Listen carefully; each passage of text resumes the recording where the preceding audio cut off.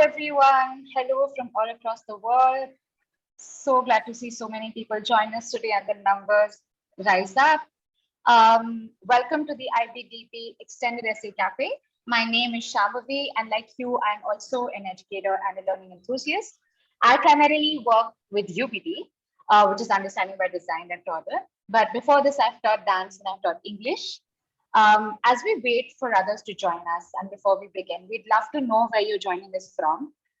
So if you could please just put your name and city in the chat box and say hi to us. We'd love to know where you're from, what time is it there. I'm from India. China. Hi, Deepa from China. Miss Paula from Dubai. Sunita from Jakarta. Wow, okay, Madrid, Czech Republic, Sydney, Mumbai again, Colombia. Wow, Singapore, Shanghai, China. Is there anybody who's attending this from like a really challenging time? Is it 6 a.m. or 10 p.m. somewhere? Hello from Bangladesh, Jakarta, Ooty, beautiful, Hong Kong, South Korea. Wow. Wow, 5:30 a.m. Karen, that is really impressive. Hong Kong. All right, this is really great. We have people joining us at all times of day. Thank you so much for joining us. It is really, really amazing to be here with all of you here. If you could just go to the next slide, Rima, while people are still saying hi, I'll just quickly go over the basics. Toddle is currently used by over 25,000 educators such as you from across the world. That's 1,100 plus PYP and MYP schools. We have schools from all over the world, like in the US, Asia Pacific, Europe, and the Middle East. The program is also available in Spanish. Toddle for DP, just like MYP and PYP, will be a comprehensive end-to-end teaching learning solution, which includes features like curriculum planning and resource library, DP core modules, assessment and feedback, progress reports, student portfolios, family communication, streamlined authorization and evaluation. We're also doing a really quick walkthrough to show you the DP extended essay module today after the closing session, which is at 12:45 p.m. GMT. Do drop into that session. I'm just going to drop a link in the chat box from that session. Just give me 1 second. Yes, so for anybody who's interested in attending the walkthrough, you can feel free to join using the link in the chat box. And quickly, just some housekeeping points. We request you to switch on your videos and put yourselves on mute at all times, especially the mute option would be great. Type your questions in the chat box. At various times, Rima will ask you to pause and reflect. Again, use the chat box to interact with everyone here. While typing in the chat box, please make sure that you select everyone. Then this meeting, just a small note, has been developed independently from the IB and is not endorsed by the IB. And lastly, we really thank our speakers for generously sharing their learnings at Toddle's PE Cafe. Next slide.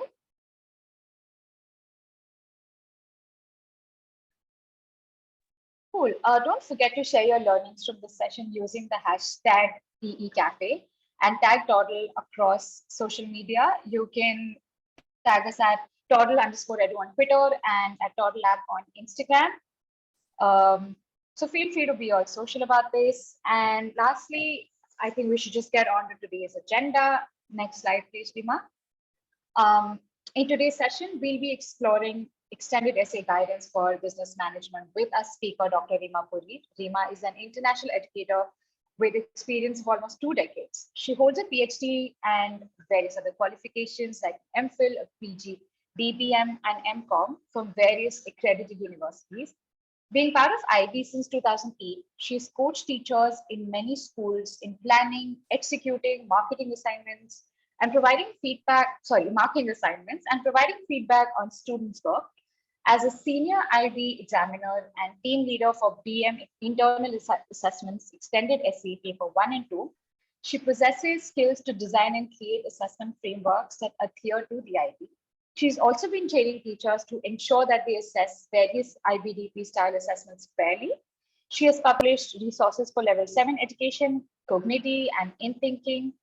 Rima has also facilitated several job-aligned sessions in the past to collaborate with teachers across the globe to prepare them better and also learn different teaching practices across cultures.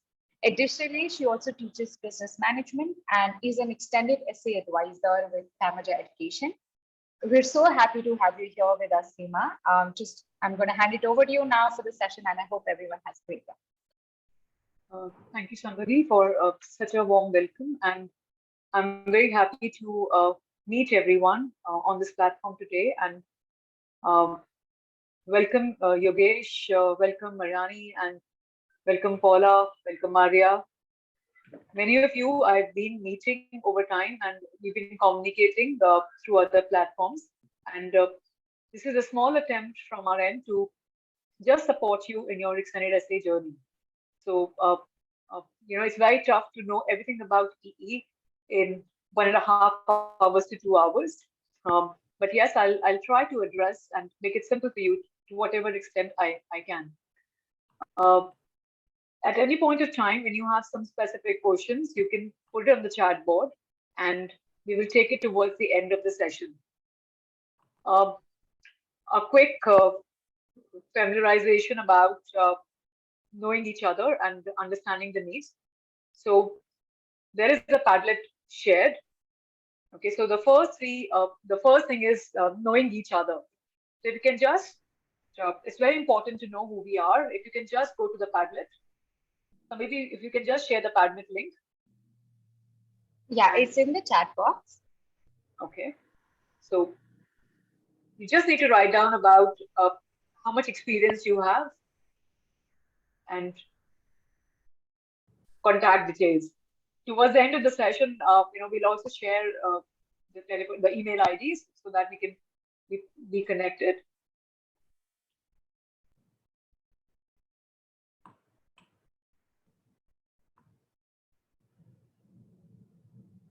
Just your experience at this time. I'm sorry, I'm terrible for this. Okay, so there is a link in the chat board. If you go to that link, okay, you're able to type on that. Can I type on that? It doesn't seem to work for me.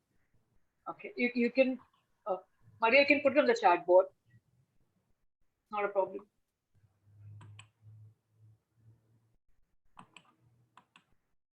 Let's see if I open this in a new window.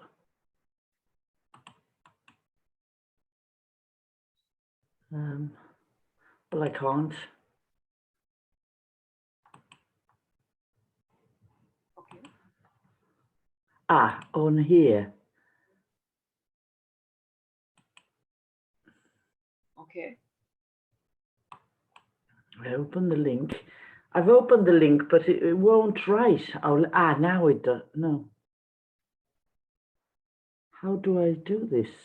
Is anyone able to type? Because I can't even see the responses.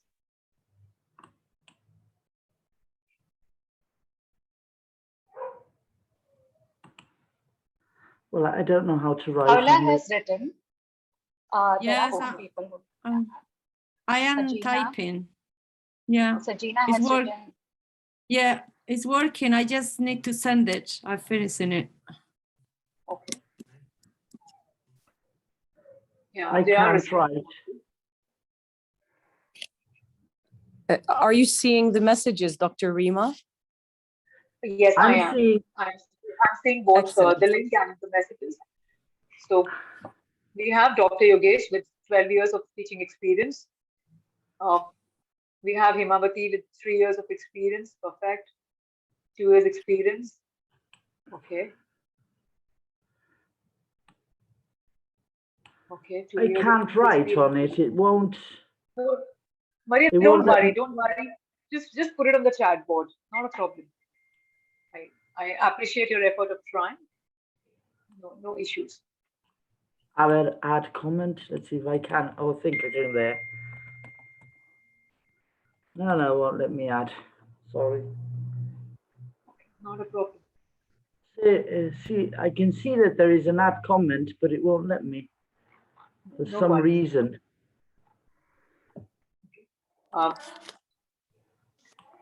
Dr. Rima, may I ask you just a very quick question, please? Yes. We're having the sessions also, another 2 sessions, right, to go? Like, for Yes. example, tomorrow and after tomorrow, we're having also sessions, right? About?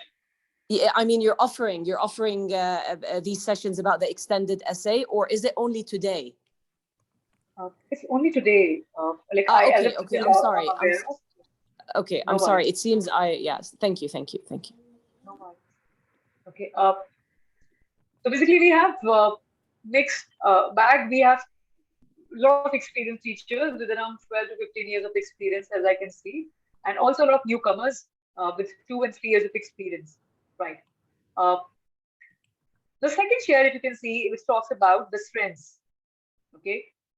Something which is really working for you in extended essays, some things that you feel that you are good at, some things you feel, yes, the students are doing well. Maybe, you feel that, yes, there's so many topics which can be explored. So that's my second information, what I need. The strengths, what you feel you and your students have in the EE. If you can go to share 2 and just have some information there.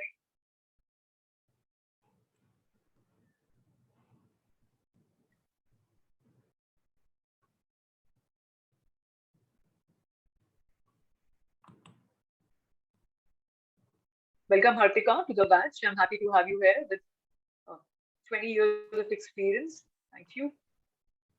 Welcome, Sangeeta ma'am, with so much of intense experience. So something what we are good at.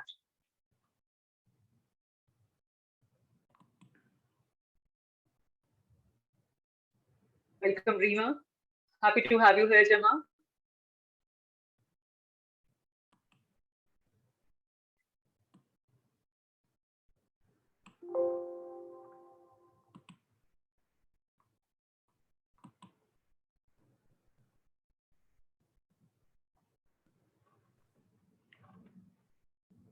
Okay.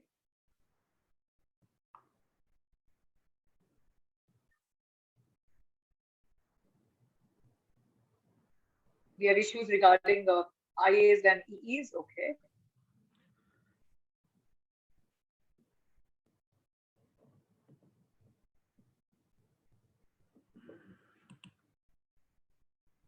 Welcome, Ravi, to the session. Okay, and the last bit, what we feel, okay, we have good in guiding the students as on the reflections, okay, and helping them to score better, very good. Criteria C, you feel that you require more information. Okay.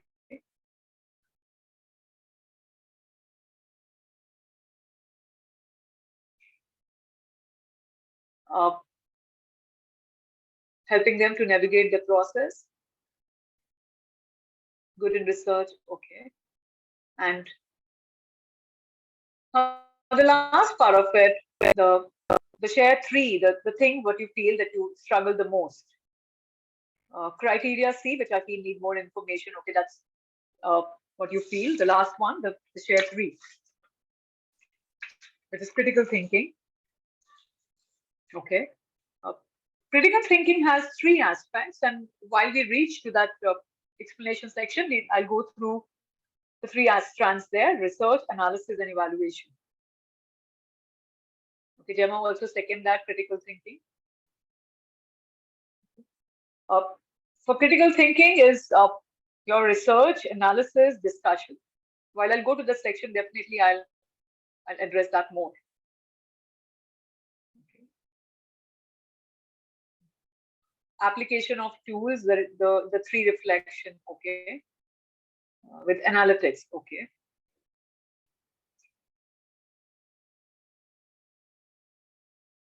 Many thanks for sharing the information. I'm just sharing my screen again. Give me a second.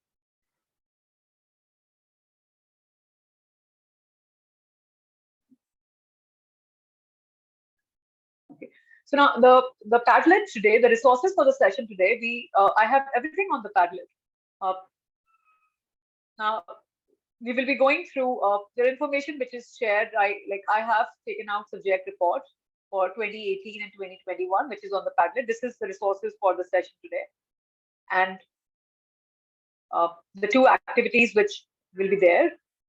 Some additional resources with regard to guiding the students to write the RPPF, and also a checklist prepared by me talking about every stage how we can guide students better.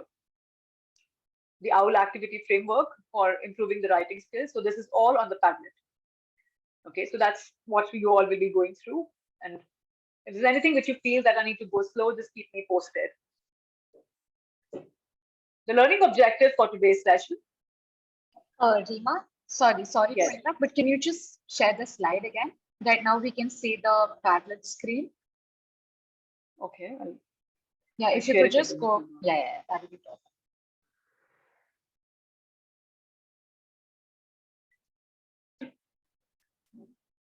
Is it okay now? Yeah, you can just click on slideshow and we can. Oh, I'm sorry. I'm just wondering, is it possible we could get a copy of the slides now so we can add to our notes as you go? Is that possible? Is that possible? No, I don't think so, but I can just confirm in a minute. Meanwhile, Rima can continue. I'll just get back to you. Perfect. Thank So we will be, I'll go through the basic of EE, which I'm sure with so much of year of experience, you understand extended essay. The subject specific requirements, the research methodology, how to address the criteria accurately, and at the end, towards the end, as I said, if there are some concerns, that yes, those would be addressed by me and also by experienced practitioners who are part of the session today.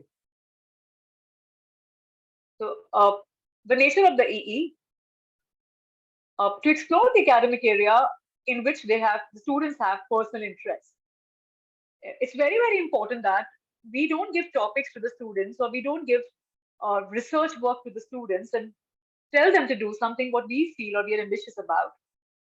What I feel is, the first thing is that the students should do something in which they are personally interested, provided it has scope to meet the criteria for the extended essay. The extended essays aim to critically evaluate responses to the issues of global significance, if it's a world extended essay EE, to develop important transferable skills such as research, critical thinking, and self-management, which are communicated in the form of academic piece of writing. To emphasize on engagement and reflection on the research process, highlighting the journey the student has made on the intellectual and personal level, and how it has changed them as a learner and affected the final essay. This is in the RPPF form, wherein they emphasize on, they put information about their intellectual initiative, that how much initiative they have taken and what is the feeling at the end of it when they feel as a learner. If you look at the criteria E, the last mark band with 5 to 6, it says that the engagement is excellent. So the students demonstrate in this particular aspect when the examiner is marking. Okay, when you read the RPPF, there has to be evidence about some degree, high degree of intellectual and personal engagement with the research focus and the process of research, and has to be in the student's own voice. So that engagement is traced in the RPPF form. The ATL skills and the ATL skills, both explicit and implicit. When you say research skills are fundamental to completion, and the other ATL skills are implicit in the task. EE is an independent task, but it requires students to self-manage by developing organization and effective skills, including mindfulness as they're conducting research, when they're taking surveys, or even if they are collecting the secondary data. Perseverance, resilience, and most importantly, self-motivation at all point of time. Many of time the students struggle to work on collection of data again, maybe sometimes changing the company because they realize that there's nothing much what they can write about. They find it difficult to complete the work during the time, meet the timeline, which is very common. And definitely at times they struggle and they doubt themselves. So definitely the EEs is an opportunity to uh, hone not only just the research skills, but also strengthen mindfulness, perseverance, resilience, and self-motivation. And when we link it back to the learner's profile, it talks about being open-minded, being principled, reflecting on their own work, and internationally minded in true nature. The objectives of the extended essays, taken as it is from the subject guide. We have it. It's very important to go through it again and again because all the informations are in the subject guide. When I talk about EE in BM, it provides the students the opportunity to conduct an in-depth research in an area of a personal interest relating to BM. It gives them the opportunity to strengthen their research skills by reviewing the theories, concepts, and principles, analyzing critically the use, the application in the business world, and the resultant impact on the business activity. Not only the tools, theories, and techniques which are in the portion, the students are encouraged to use tools, theories, and techniques beyond the curriculum. And if the students really do that, they simply get more marks in criteria B. Okay, they go to B5 and B6. And not only going to the marks, sometimes some tools, some theories, some techniques really answer the RQ in a much better manner than what SWOT or PEST or CPL could have done. So it's not, what I mean here is that we don't tell the students to use the tools just because it is beyond the portion. Many times students use 4 to 5 forces, which is not answering the question. So finding out the tool which really is appropriate to address the RQ. The extended essay require the application of BM theories, tools, and techniques to produce a coherent and a structured analytical essay that effectively addresses the research question. Many times people keep on asking about, how many tools to use, how many theories to use, and how many techniques. So whatever you use, it has to answer the RQ in a most effective manner. Notes with regard to ethical guidelines. It's very important that students must exercise sensitivity to the local and international culture. At any point of time when they're doing research, okay, primary data is not compulsory for BMEE, but if they are taking primary data, they have to be very mindful about if the research work is causing anxiety or stress or pain or discomfort to any of the participants. They have to tell the information, they have to take the consent before starting the research, and also tell them about the aims and objectives of the research while they're presenting. So ethics needs to be in place while they are conducting research. Sometimes students just manipulate the data and try to show a very fancy figures. It's very important as a guide that we have to correct them at that point of time. If they're involving children, it's very important to take the consent of the parents or the guardians, and they need to inform that about the implication for children to take part in the research. When the research is conducted with children in school, the written consent of the teachers must be obtained. If somebody is not in a fit state of mind and cannot respond freely and independently, the research should not be conducted. Any stress or any pain should not be given to any of the participants. The identity of each participant must be guaranteed. It should be kept in a confidential manner and a responsible manner. And if you're taking the data using online methods, it must be deleted once the research is completed. And the data should not be used for any other purpose apart from the research. Now, this has been talked about 5 years and 10 years rule. So I would like to someone to answer this question that what is the situation in BM? Can we do we have this rule, and how many years we can go back? If somebody can answer that. I think 5 years should be enough, because 10 years is pretty long time for data to be collected. Okay. I Monica, mean, do you the think data there is any- yeah. The data might become obsolete, or, because of there would be change in circumstances. So, I mean, it's not a PhD thesis, where we usually have a 10 years of data. So I think 5 years rule should be good enough. Okay. Any other person would like to answer this? Yeah, Dr. Rima, I'm Jamuna here from Singapore. Yeah, 5 years for company data. Yeah, I feel that's a good enough timeline. But if it is something of academic nature, like if they are looking for academic papers or some theories, okay, if they are looking into some reviews by Howard or something like that, then it could be a little bit backward also. The theories on tools or the academic part of the research. Okay. See, certain and any more responses for this? Like, what is the rule for BM? I personally feel it actually depends on the nature of the research question. Okay. Because sometimes that, some of the things that are written in the past are quite critical, and they do support the arguments in an extended essay. So it really depends. Okay. See, if I try to do an extended essay on a topic like Disney and Marvel integration, okay, just an example, which happened in 2009, 31st December. Okay, and we all know that the kind of impact it had on the industry. The issue which happened in 2009, if my student will write about it, okay, the work, what I feel is, will be very, very descriptive, and we're standing in 2022 right now.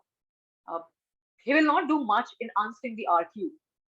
And also the significance of doing that topic, which is very old, is not there.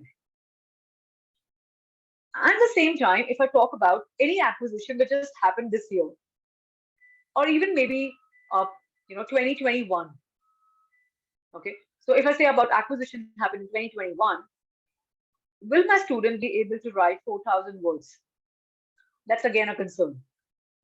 Okay, so this says that I think it's too good idea to go to recent topics. Just my thought. Yes, Praveen, it's really good to have recent contemporary topic looking at the nature of our subject. Okay, but we have to be very careful about whether that information is available to answer the RQ which the student has selected. I have experienced this personally, that many of the times the students take the recent issue which is happening, and then in 2 months they say, "Miss, we don't have the information, is yet to release," and they struggle. This question is very specific. Some subjects have a 5-year rule, some have 10. But in BM, we really do not have any such rule. Okay, economics, for its own reasons, from IB has a 5-year rule. History has a 10-year rule. We don't have any time rule, but it's very important to guide the students in such a way that they take recent topics which has sufficient information. And this becomes very difficult to guide as well sometimes, because they really want to do something which happened in 2010, or some students are so excited about something which just happened and they want to do it. So it really depends upon the RQ. You're going back to 2016 for BM could lead to more of a descriptive EE being written.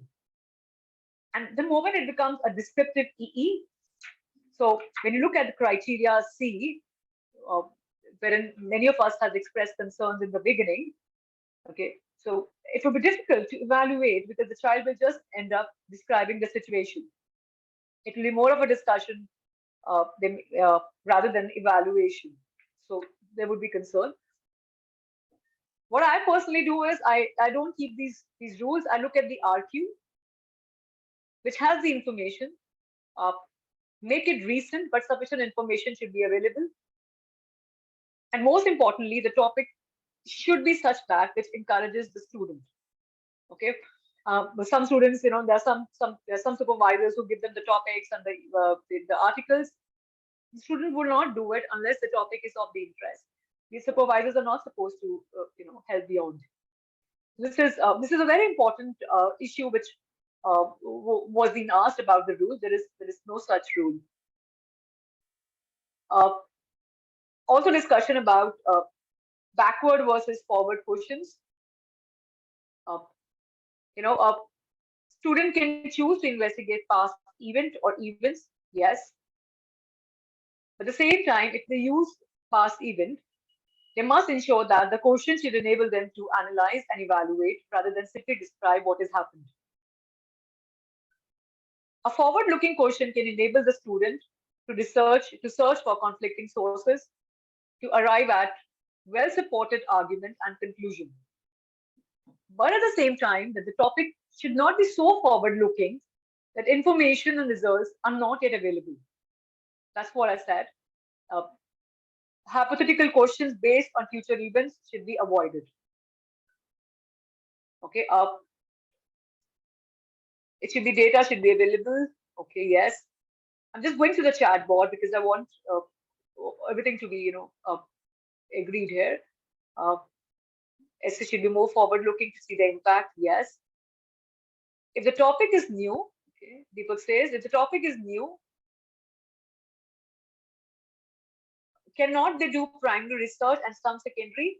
Deepak, would you like to elaborate on this?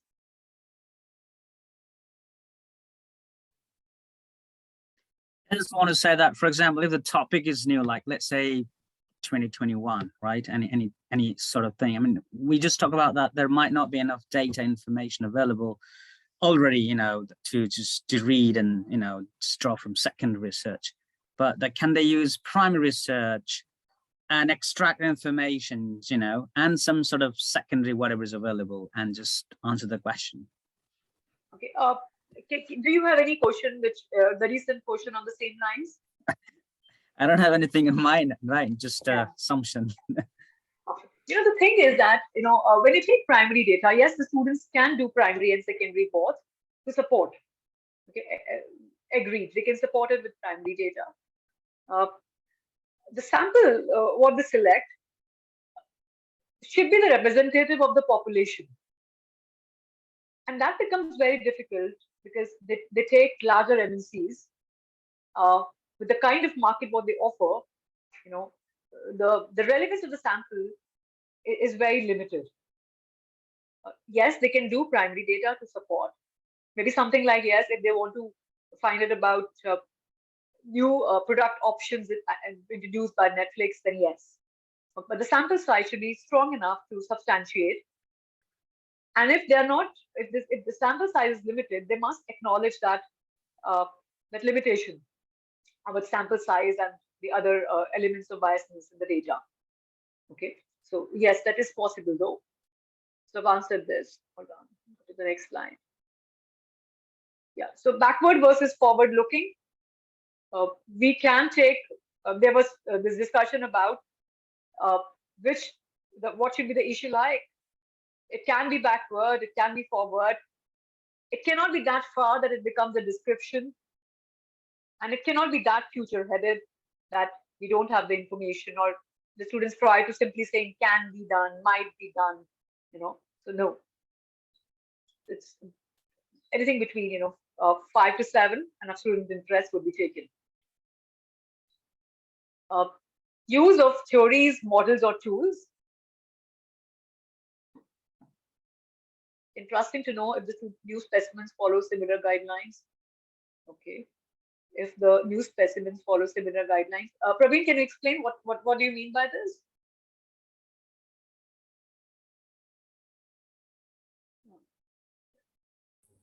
I'm sorry, can you repeat that? I don't know. Can you explain your point which you raised in the chat board? I believe in the old spec, primary research was not really encouraged in the EE. No. But it was more used for support. Like if basically the student can add some data or if it supports the argument, only then primary would be used and secondary would be the way to go. Correct. I'm just trying to clarify whether the new spec sort of follows No. a similar. See, that's what I'm trying to say, that primary data is not at all a requirement. And I don't encourage any of my students to do primary data in the BMEE. It's not a requirement. If the students want to do primary data, as which was mentioned by David, to support the information, they can do it. But the sample size should be representative. It is really possible to get an A grade with 34 on 34 by just doing everything by the use of secondary sources. So I second what you say. But yes, if you want, we can do primary data. Some common tools, what the students use to answer. Okay, wait, have I answered? Am I going on track? Is there any clarification required? Am I going fast or is it fine? Okay, no one is responding. No, you're perfect. Okay, thank you. You're fine. Yeah. Perfect.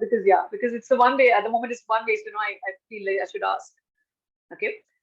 It is more secondary. Yes, it is more secondary. It depends upon the RQ, correct. So these are some tools which are used from the portion, and we all use it. ANSOF, BCG, break-even, decision tree, financials, ratios, fishbone, force field, position maps, stakeholders analysis, people, SWOT. It's very important to see the appropriateness of the tool to answer the RQ. A lot of times students end up doing SWOT and steeple, and it takes away the words, so they really like to write 1,500 words. But you have to see whether to what extent they are answering the RQ. Now, what I've done is the next slide talks about the tools beyond the portion which can be integrated. Okay, for you all to have a look. But it's something to do with, we can talk about triple bottom line, red ocean strategy, blue ocean strategy, Fortis 5 forces, which was there in the earlier portion. Space matrix, beautiful tool to write the EEs for acquisition and integrations, and takes care of the quantitative and the qualitative component together. One of my favorites. Motivational theories, apart from the one which is in the portion. The cultural theories, integrating correlation and regression analysis to the results. The most concept, mission, objective, strategy, and tactics. BPM, business process modeling, again a good one. CATWO and IRA model. I compiled the one which were in my mind and which I use frequently. They can choose any tool which they feel is appropriate. Okay, as a new BM teacher, I would like to discuss on one RQ. Okay, we'll do all of that. Carroll's pyramid, yes. Yes, Aisha, we can. So these are tools which can go beyond the portion.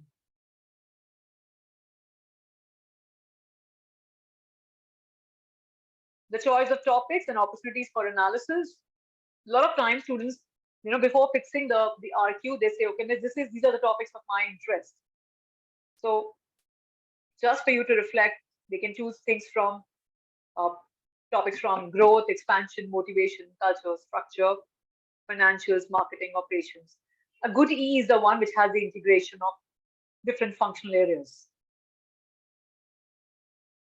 Double dipping. Anybody would like to say what do we understand by double dipping? We all know this. If anyone would like to answer? Yes, double dipping is when the E and the IA topics are same, or it could be that the E is more similar to IA, wherein you have done the primary research and then you are trying to give recommendations. So I guess when there is similarity between E and IA. And this happens mostly when it's an SLIA and the SL student is doing the EE in DM because they're allowed to do. So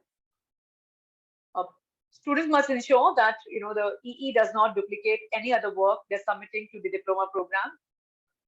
It should not be the extension of the IA. They must be explained the difference between the two. HLIA, I'm talking about the present curriculum and not the new one. So this discussion is based on the present one. The HLIA is a research project based on primary research, supported by secondary research, 2000 words, which leads to recommendations, different criterias.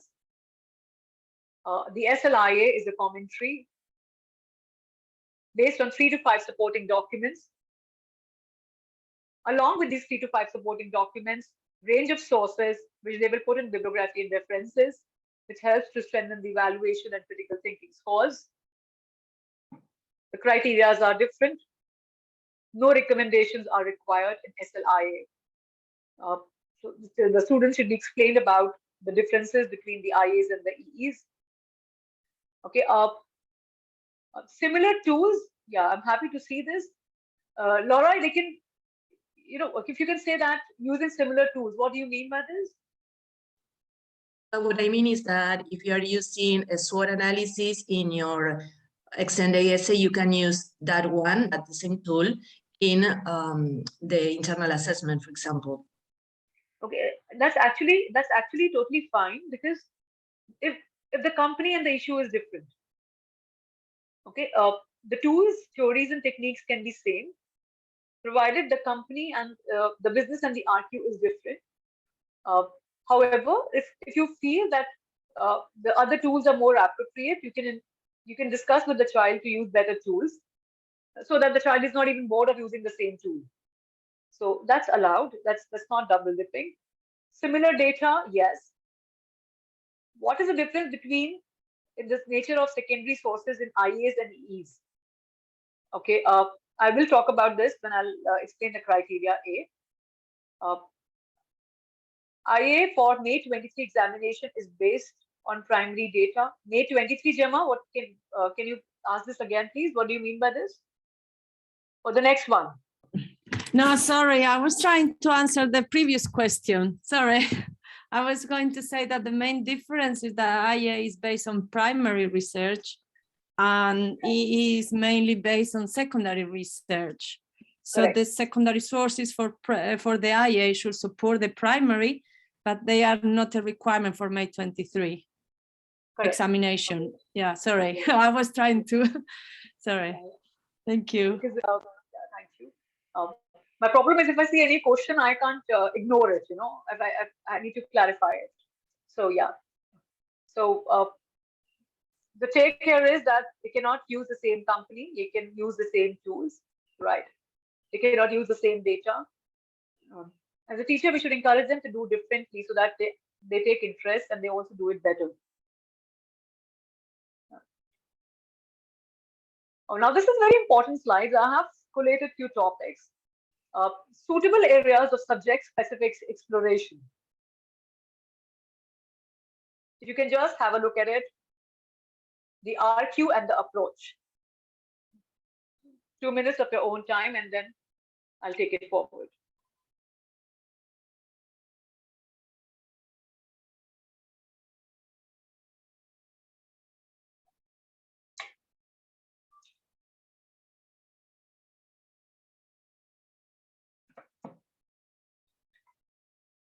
I go back to the first one. So I've taken a broader topic, the RQ and the approach. Measuring the success of joint ventures, a comparative case study, that's the topic. RQ, how successful has the joint venture of ABC Limited and XYZ Limited been a growth strategy for both the companies? The approach, reviewing the joint venture, reviewing the financial results for both, comparing them with the industry benchmarks, qualitative and quantitative comparisons with the benchmarks. The next topic, study on Tesla Model 3, approach, secondary data comparison with rivals, qualitative and quantitative findings, SWOT analysis, and so Porter's five forces, key competitors, generic and ratio analysis. I don't mean here that use all the tools, but I've listed down that can be used to answer. There can be many more, depending upon how you want it to be addressed. Okay. Again, a good topic, very popular: culture, structure, and leadership style. Many of the students are doing the IAs on culture and structure, like the Google one, which is there on my IB. It becomes very boring as an examiner to read similar IAs. So they need to play with it. If they really like organizational culture and structure and leadership style, they can answer it differently. Or they can take different companies. This was a very good one, which I did. How far has Kumar Mangalam Birla's leadership style and corporate culture of Aditya Birla Group impacted its success? Leadership style, corporate culture, and the success of the business, and using a combination of MIMS work, organizational theory, organizational culture through power culture, role culture, person culture, task culture, and most importantly, leadership style. What we can do is, what we do in our school is that when we ask the students to come up with topic, encourage them to have something, RQ with an approach. So that really helps to the students. Like what says, are students allowed to pick more than one company? Rania, they can do that, provided it's a joint venture or a merger or an integration. But if you're trying to compare between two firms, okay, saying Nike and Puma, which is the best one, it won't be a good idea. As Praveen said, yes. Yes, exactly is answered. Thank you, Praveen, and thank you, Rania. This was one of the questions.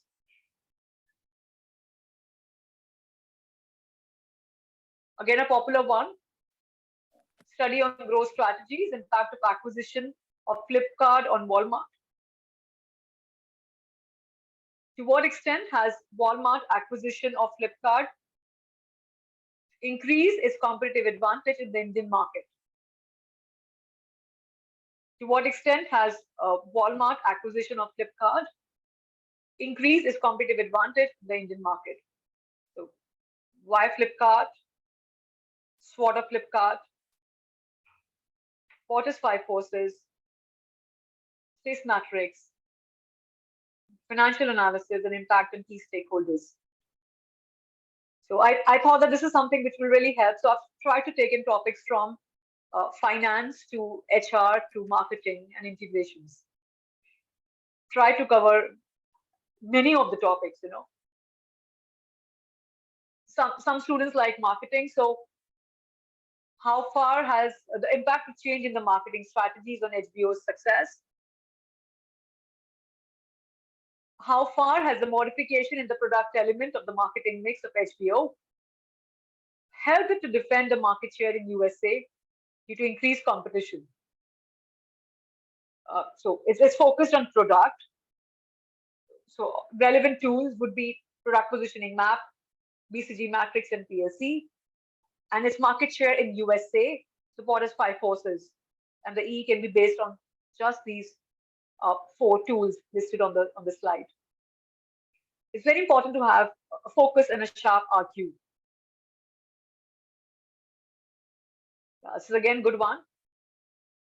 To what extent will the cultural differences impact the success? Just a second. Success of industries limited acquisition of Hamleys, so structure, leadership, and training and development. Correct. These are a few examples what I thought would be relevant to share. The research methods and literature review. Secondary sources, academic journals, articles, specialized textbook, peer reviews, journals. Primary sources we discussed, though it's not a compulsory requirement, some EEs do have it. The difference between the EEs and the IAs. The IAs here are talking about the present curriculum and not the upcoming one.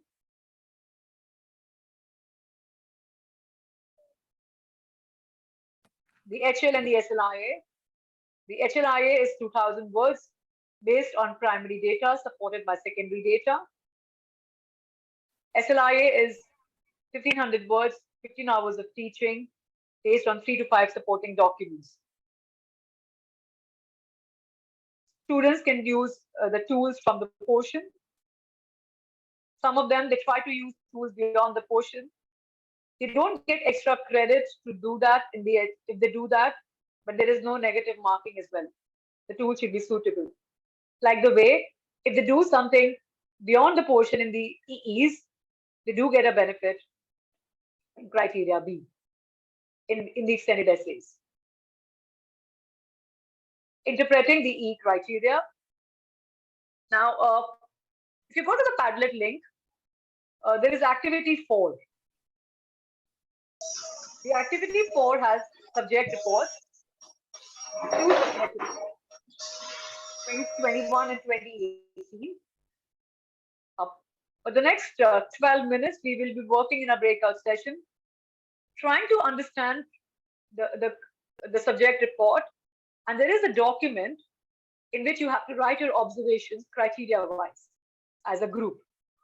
I'll explain the task again. We'll break out in different rooms.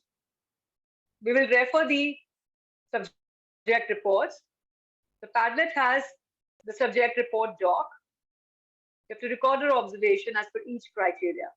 And once we come back, after 12 minutes, we will sum this up in 3 minutes as a group, as a team. All right. So somebody, I would request any question before we break out. Any questions? There is a link to love the fact potential of the tools given for the others. Okay. Is it fair to say that finance makes some of the best deals because the IB curricula? Okay. Now, Praveen, it depends upon the interest. Numbers are always catchy and it's easy to convince the examiner. But at the same time, if structure and culture is explained in an effective manner, a totally qualitative EE has equal potential to get 34 and 34. Yeah. Love the fact potential tools given for the others. Pleasure to support. You can choose any of the subject report.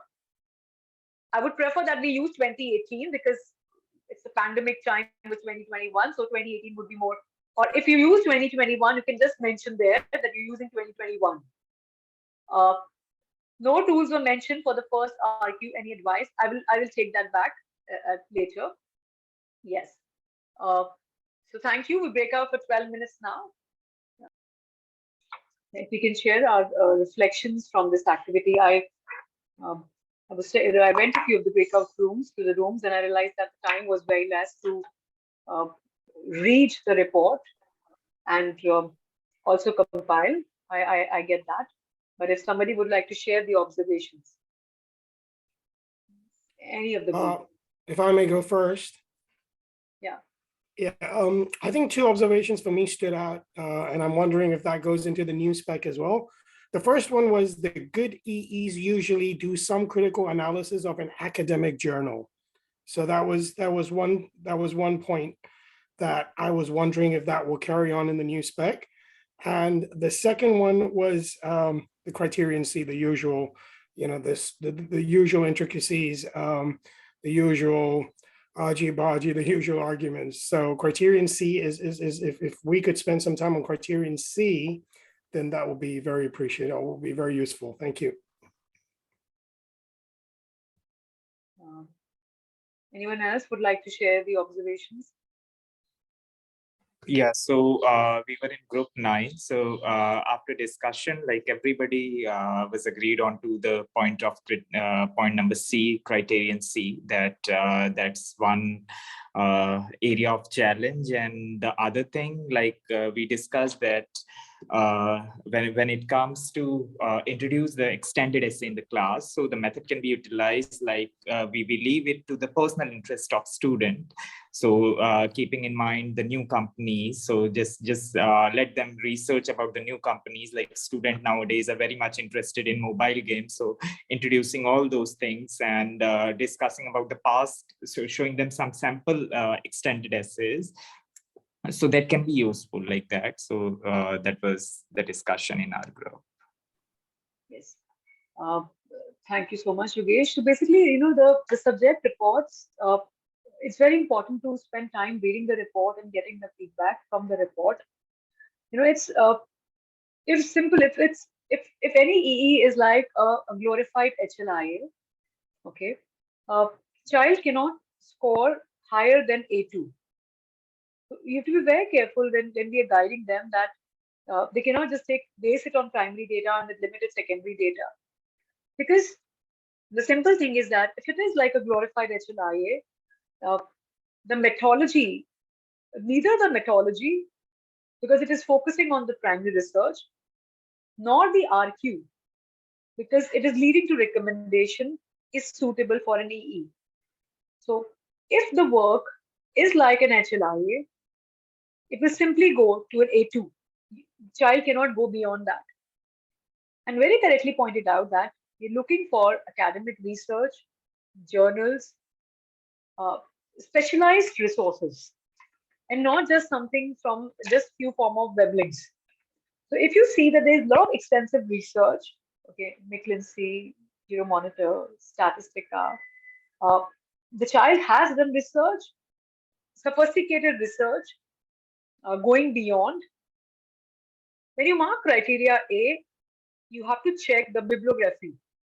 And there has to be the clear evidence of specialized secondary sources. And not just few web pages or few textbooks and totally no to Wikipedia. So when you're looking at criteria A, the approach should be correct. The topic should be communicated effectively. The RQ should be clearly expressed and focused. Okay, I'll just share my slide because I have made slides on this. Give me a second. So I'll share.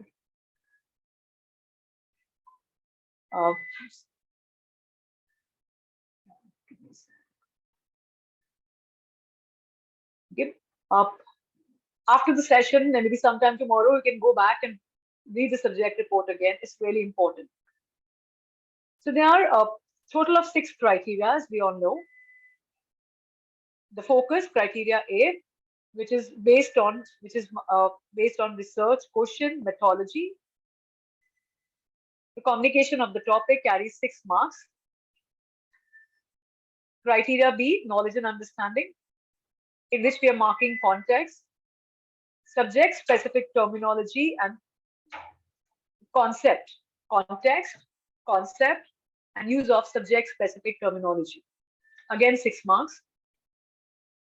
The moment the child uses a tool which is beyond the portion and it is suitable and appropriately applied, the work goes to B5 and B6.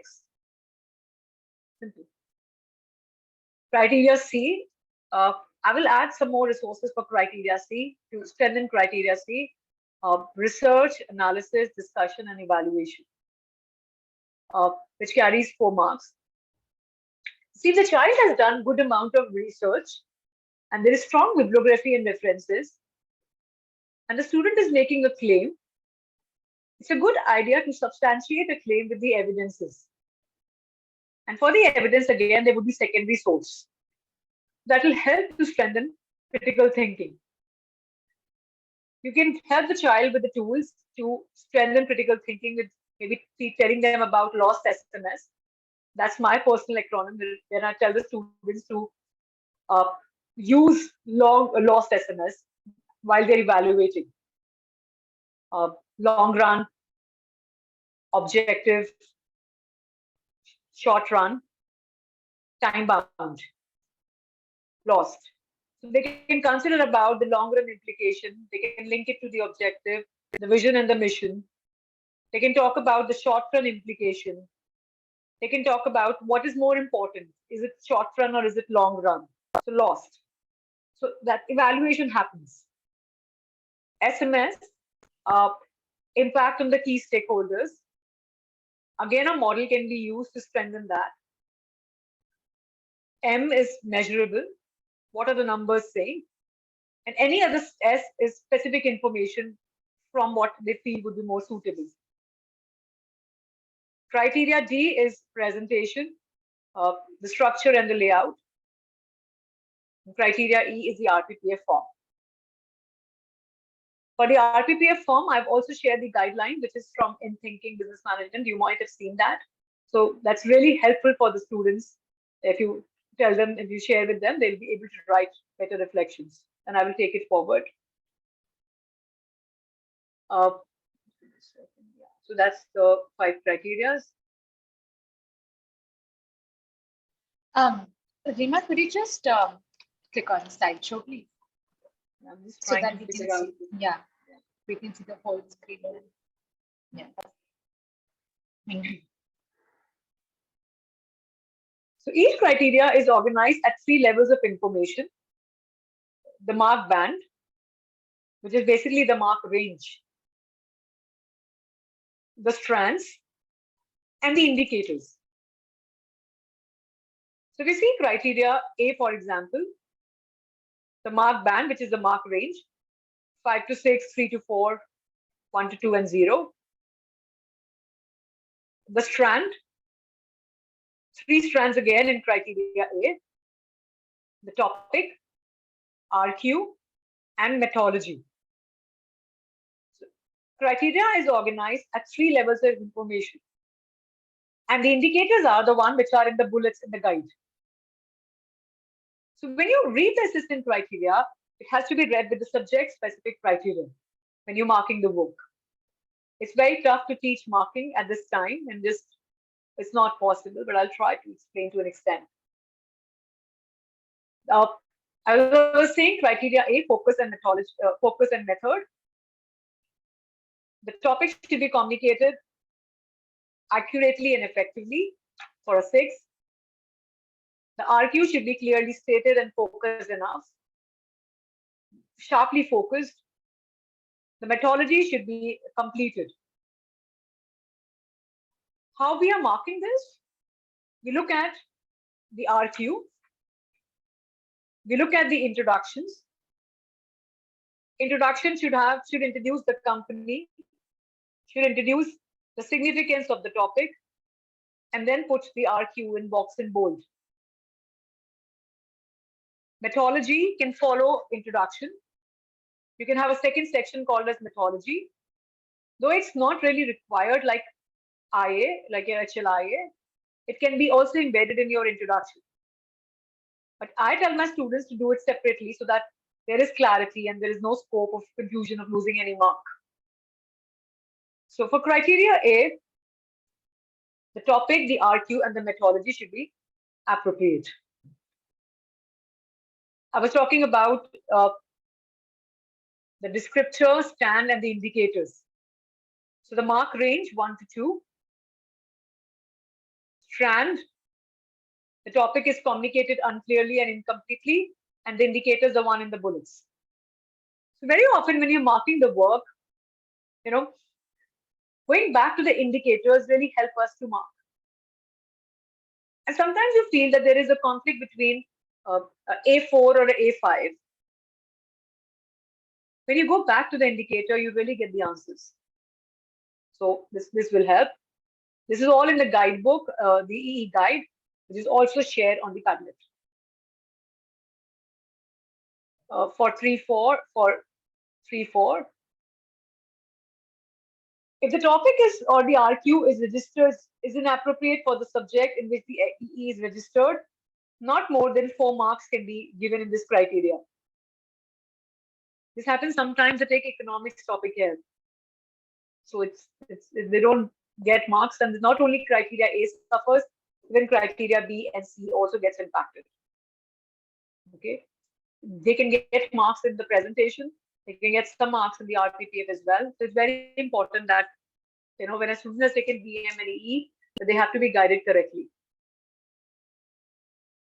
For 5 and 6 mark, strand 1, the topic has to be communicated accurately and effectively. So there is introduction to the company, rationale for study.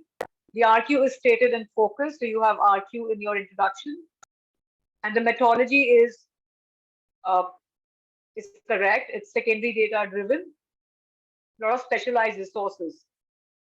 If you have specialized resources, you simply go to A5 and A6. Everything else is fine. Okay, so the easiest way, if you're looking for grade A, tell the students to research beyond. So that's the criteria A. Criteria B, knowledge and understanding, wherein you are assessing the tools used and the concepts used. So application of tools, theories and techniques.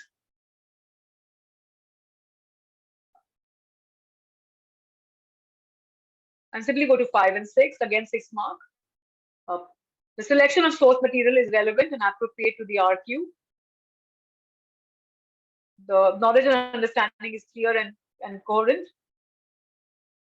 And the subject terminology is good. Now this is where we've been struggling. Criteria C, critical thinking. Again, 3 strands: research, analysis, and evaluation. A lot of time what happens is students take a very broad topic, a very broad RQ which covers the marketing mix. So the moment they do that, the resources what they use becomes limited to answer that RQ. So the topic is broad, the research, the bibliographic references would be limited. And if they do that, they will do very less to answer the RQ because they just have 4,000 words. So you have to be very careful in the first go when you are finalizing the RQs. Critical thinking, students have a tendency to just describe the situation. We have to support them to analyze it and evaluate it with the evidences. So the work should be argumentative in nature. So when you say argumentative in nature, if we are using SWOT analysis, the strengths and the weaknesses itself are argumentative in nature. If they are using, the product life cycle, wherein they are making connections to the stages and then talking about the impact on the cash flow position, they are analyzing the impact on the finances as well, though the topic is marketing. Okay, so connections should be made to the qualitative and the quantitative component to strengthen the research work. If they're making a claim with regard to a particular business, they can make the connection with the competition. That a particular strategy worked with the competition. So they are critically examining it with the other business as well. It is really possible to go 10 and 12 in this criteria, provided the research work is excellent, is consistently relevant to support. Conclusions are supported with the evidence, and the discussion and evaluation is very effective. And it's all in the coherent manner. We've been marking essays wherein we have given 34 and 34 in the past, wherein they have been substantiated well, and it's not possible to cut the marks. Why to? Again, taken from the guide. So I was talking about discussion and evaluation. See, if it's simply tell a child to make a SWOT analysis or a BCD matrix, the child will simply get 4 to 5 marks here because they have written something. To encourage them to write more and evaluate more, making connections with the other businesses would really help. I've already spoken about this. The first strand, research, analysis, and evaluation. Evaluation is again an AO3 objective, which carries more weightage. The way we tell them to write the 10 marker when we write arguments for and against, evaluation and then conclusion. If you tell them to evaluate in this particular manner, this will really support the students. The presentation is in criteria D, very easy to get. This is not just a presentation, it's also about how the structure and the layout is, the flow of ideas. Basic title page, table of content, page numbers, the word count, bibliography, and coherence. So they do get 4 marks, and it's easy to get 4 marks there. It's technically very easy to get C in DM. Very, very easy. You know, a child does a decent work, gets a C, and it's really easy to also get a B and an A. PME is not very challenging. Okay, I feel that. There's some notes on criteria D, okay, which is basically the full marks area.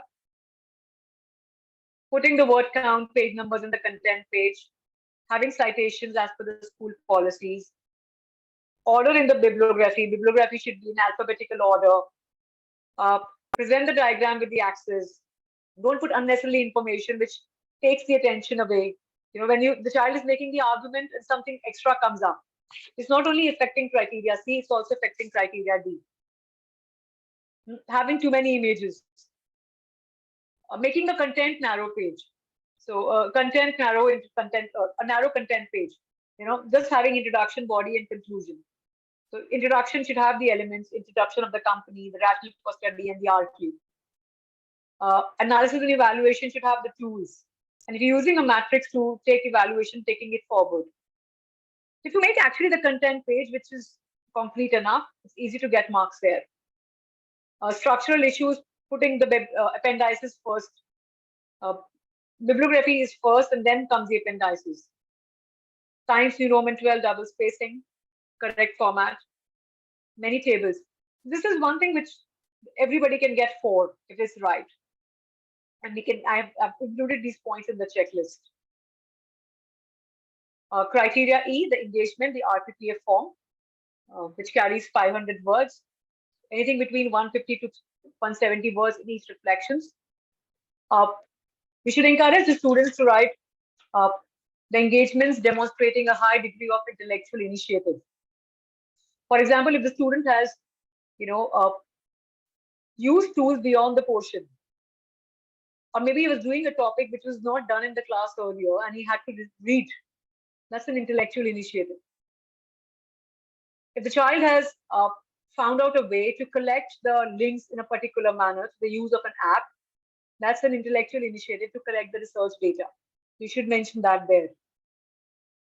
If he's faced some limitations, not about the breakout for not submitting the work, but if they have faced limitations and they know how, and they can mention how that limitation was taken care, the engagement becomes excellent.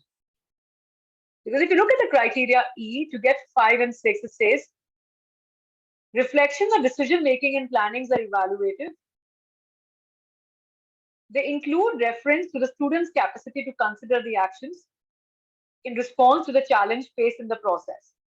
So, evaluative, he's reflecting on his own work, whether what he's doing, the action taken to solve the issue, high degree of intellectual and personal engagement, and demonstrating authenticity, intellectual initiative, and creative approach. Use of I, yes, in the research RPPF form. Okay, now here comes the marking task. Again, we have 12 minutes. We don't have that kind of time again to read it fully and mark it, but yes, that we'll try to attempt that. Now, for this task, the criteria is available in the guide, and we all have it as well. The EE is shared. It shares activity 5 EE. The RPPF is also shared. Just have, as a group, have to mark the task and give the grade. The grade boundaries, we will try to take the pre-COVID time. It was just a 1 mark difference. So for A, it was 27 on 34. And just try marking it, and then we'll get back to this activity. So Bhavna, if we can just divide the team in the different rooms. It's a 12-minute task again. We have to mark the EE at the RPPF form, and the guide is shared. Sorry, Dr. Rima, would you? I hope you can hear me. I just wanted to clarify when you said, so everything was fantastic about criterion C. When you said a good conclusion, what would you be able to elaborate a little bit on what a good? Because I've always struggled. I mean, everything else is fairly straightforward, but I've always struggled with a good, effective conclusion? I was actually doing that only. There was this Thank mention you. about getting a 30 on 34. So I'll answer you first. Yes. A good conclusion is when you summarize the entire research work, what you've done, okay, in a crisp manner.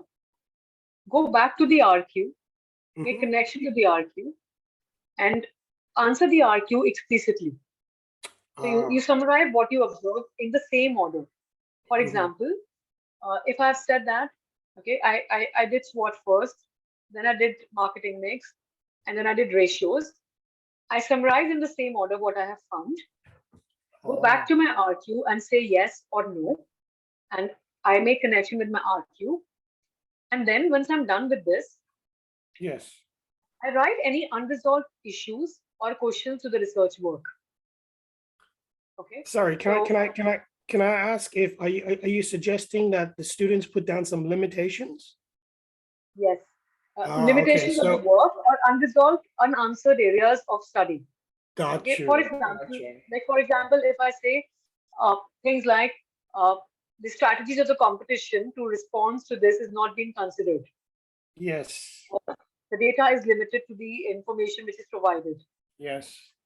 Or so it's important to have, when you're concluding and you're answering it back, some unresolved areas which you have not studied.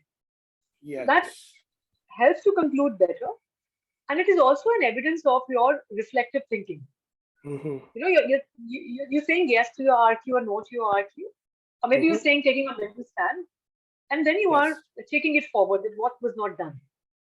Okay. So what was your marking? Have I answered you? Yes. No, it's very good. I think what I really was getting at was whether I should be asking my students to put in limitations, which I normally do in an IA, but not so much in an EE. And perhaps that's so it's really useful. Thank you. Yeah. So I've always struggled with the good conclusion. So yes. Sorry, go on. Not just the limitations, not just the limitations, the areas which you have not, the unresolved issues, how things would change. I usually call it a leading question. So where does your research take you next? What could be possibilities? What are the possibilities? So if someone were to build on this research, where would they go? What kind of questions they might be asking, or what they might try to solve? I think, so yeah, thanks. So this sample C, which is about Oracle, okay, on my IB. Sample is there, and also the scores are there, and it's marked as 30 on 34. So if somebody was asking, there was this query about having 34 and 34. I cannot share non-IB samples, but then this one is a good one to be referred to. Okay. Now we're all done with the marking. If you can type the total marks awarded in the chat board, please.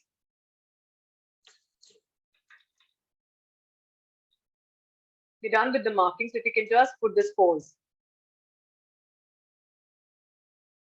I'll share my screen again. 2 marks.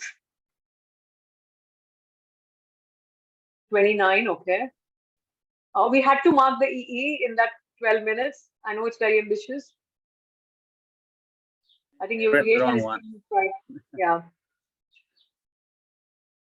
Criteria E is 3. Okay. We marked only the RPPF 3. Okay. I understand it's tough to. What's the it's not the research question? Yeah. Is it from the leadership thing, or it's different? Hold on. Aisha, you really marked it. Aisha, what were your scores, Aisha? I gave A5 because of the wide bibliography, but the RQ could have been more focused with region, with that's for A. For B, because she had good amount of BM terminology and some good tools all over the essay, so I marked 5. And for analysis, I gave 9. because of the Right. discussion. You know, there was good amount of analysis for the discussion, evaluation, and analysis. So there were no issues with the structure, so I gave 4. And I felt there could have been improvement in the reflection area, so 3 or 4, but I felt 4 was genuine enough, so that way 27. Correct. See, we are very close actually. Tuhina, you're also very close on 28, and even Yogeshwar, you're very close on 29. The IB marking for this was 27, and we know that we have the 3 marks of difference as tolerance, so it was. I was a good thing. accurate. Yes, you were. And are you an E marker? Yes. Yeah, exactly. Thank you. Yeah. So accurate and yes, so very, very good. So high on 4, or D on A5, total of 27. And yes, so we did the marking. Now this is now time for, as planned, we are on time. Time for questions. If you have any specific questions, please ask now. I've been addressing the questions from the chat board, and it's not possible for me to share a sample of 34 and 34 at the moment. There are samples 3 on my ID with the RPPF form, which is 30 on 34 on Oracle, and that's 4, 6, 11, 4, 5. So that can be referred. I will put it on the Padlet link, or if you have the My ID login ID, you can just take it. It's sample C that I have researched. And any more questions? That's it. Is it possible, Dr. Rima, to share with us the slides? I will check with the Toddle team if it's possible. Is it possible? No, I confirm it's not possible. But I think the video might be up on the website in the near future. So that would pretty much give you access to everything that Rima shared today. Right. Sorry, I didn't understand. Sorry, can you say that again? The line is breaking. Oh, okay. We can't really share the slides with anybody, but the video for the session that happened should be up on the Toddle website in the near future. So you will be able to pretty much look at everything that Rima shared today once again, if you wish. Laura, as a part of the gesture, I know we cannot share this because it will be available on the website. As a gesture, you can join our group. Okay, I'm part of the group. You can join our group, and I'll be happy to support the community in future. So on the Padlet link, also there is where you can connect with me, and you have my email ID, and you connect on LinkedIn. Trust me, I will be very happy to support you and answer all your questions. Thank you very much. Thank you very much. Thank you very much. Okay, I'll see if there are more questions. The link to the Padlet is there.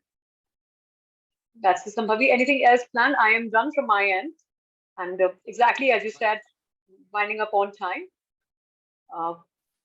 Yeah, this was amazing. I think there are still some questions dropping in, though. I'll check it out.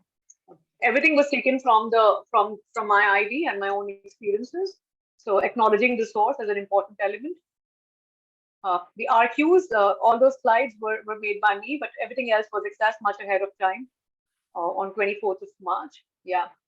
So I will just check on the chat board if I missed something. All right. Many of thank yous.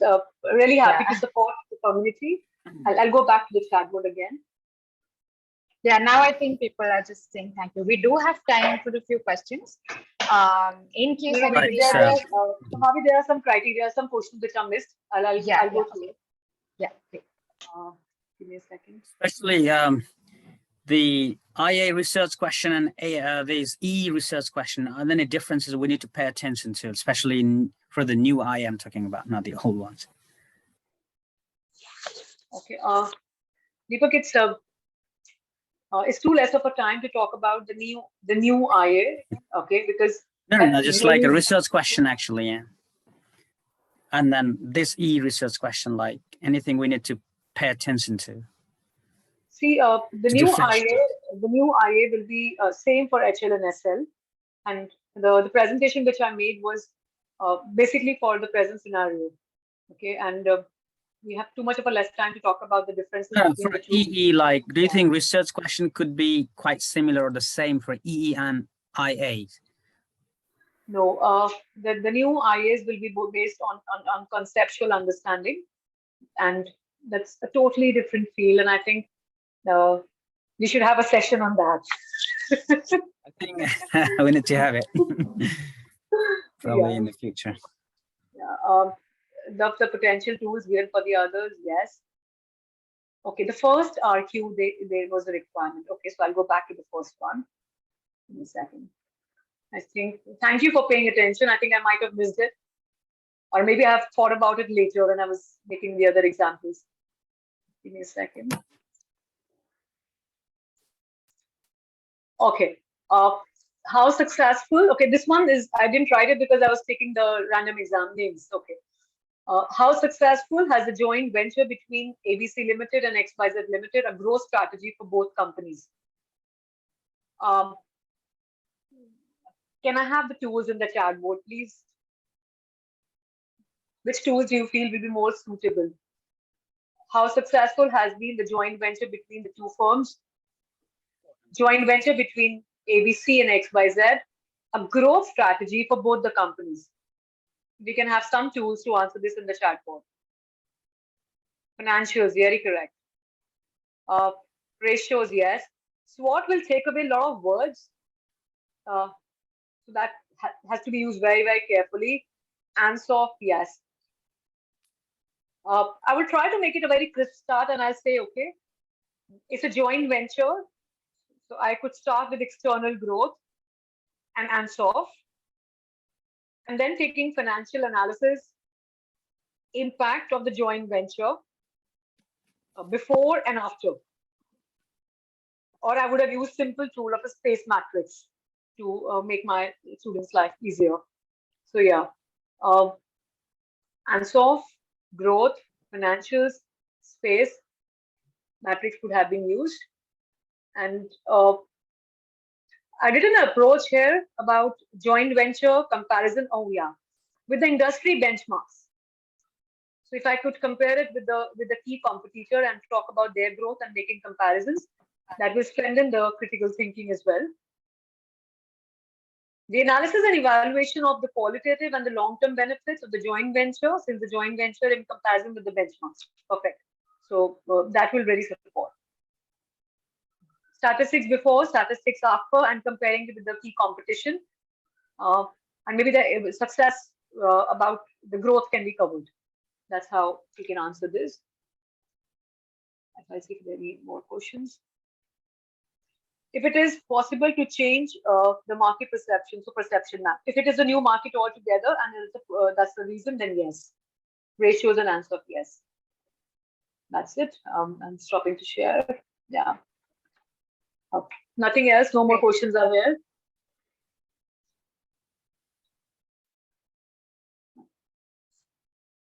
Sorry, Dr. Rima, can I put you on the spot and just quickly ask if you were to summarize anything different from the old spec to the new spec, what would be your advice? As in? As in the approach to EE or because we're doing EE, maybe we can keep it specific to the EE. Compared to what I've been doing over the last, crazy amount of years, what do you think is different in the new, sort of in the new spec? If EE is not changing. EE is same as 2016. So yes, we changed it long time back, and I think in the used to of this, it needs no, a change. I meant the approach to the new syllabus. The approach. The new IAs and the new syllabus will have different requirement of the supporting documents, just like the present SLIA. Yes. Okay. The percentage would be different for HL and SL.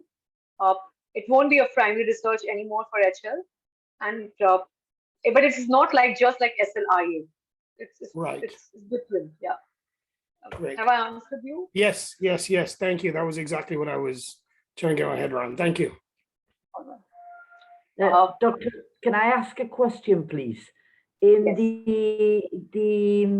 the last reflection we saw of that paper, what marks were given to the students for the reflection? Because I didn't hear that part.